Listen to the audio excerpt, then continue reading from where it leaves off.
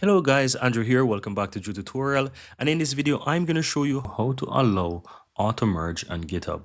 So you want to go ahead and click your repository that you want to enable that on. So on the left hand side, I'm going to click my repository here and you will be taken over to your repository. Now you want to go to the settings and from here under the general, scroll down and you should find that to allow. So you want to scroll down under the section where you have pull requests and there's a little option here that says allow auto merge. So simple enable that and that's how you do it. So once that is done, that's all you have to do. And how does it work? It basically you'll wait for the merge requirements to be met and then the merge will start automatically. If you want to learn more, just simply go ahead and click and learn more here and you can learn about automatically merging a pull request on GitHub.